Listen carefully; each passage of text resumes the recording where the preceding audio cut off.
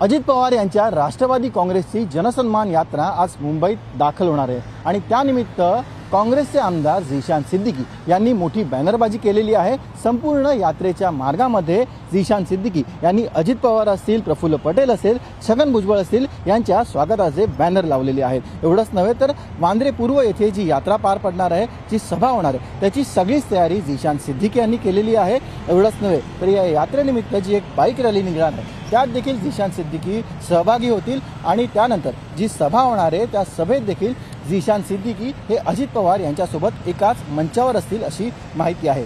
काही महिन्यांपूर्वी झिशान सिद्दीकी यांचे वडील बाबा सिद्दीकी यांनी काँग्रेसला सोडचिठ्ठी देत अजित पवार गटात प्रवेश केला होता आणि त्यानंतर झिशान सिद्दीकी यांच्या देखील अजित पवार गटात जाण्याच्या चर्चांना उधाण आलं होतं। मात्र अद्याप अजित पवार गटात गेला नसल्याचं त्यांच्याकडून वरचेवर सांगण्यात येत होतं। दरम्यान मध्यंतरी ज्या विधान परिषदेच्या 11 आमदारांसाठी निवडणुका पार पडल्या त्यात महाविकास आघाडीचे जयंत पाटील यांना पराभवाचा सामना करावा लागला होता। या निवडणुकीत झिशान सिद्दीकी यांनी क्रॉस वोटिंग केल्याचा संशय देखील वर्तवला जात होता आणि आपण बघतोय की आता कशा प्रकारे झिशान सिद्दीकी यांच्याकडून अजित पवार यांचं स्वागत केलं जात आहे। त्यांच्या जनसन्मान यात्रेमध्ये त्यांचा सहभाग होतोय। एवढेच नव्हे तर आज झिशान सिद्दीकी अजित पवार यांच्यासोबत एका मंचावर असतील आणि यावेळी त्यांचा पक्षप्रवेश होईल अशी देखील शक्यता वर्तवली जाते। या सगळ्याच्या पार्श्वभूमीवर आता तरी काँग्रेस पक्ष झिशान सिद्दीकी यांच्यावरती कारवाई करणार का हे पाहणं महत्त्वाचं असेल।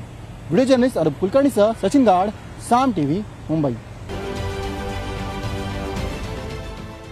देश विदेशातील प्रत्येक घडामोडींचे लाईव्ह अपडेट मिळवण्यासाठी आता साम टीव्हीच्या सर्व सोशल मीडिया प्लॅटफॉर्मला लाईक, फॉलो आणि सबस्क्राईब करा। तसंच सर्व नोटिफिकेशनसाठी बेल आयकॉन प्रेस करायला विसरू नका।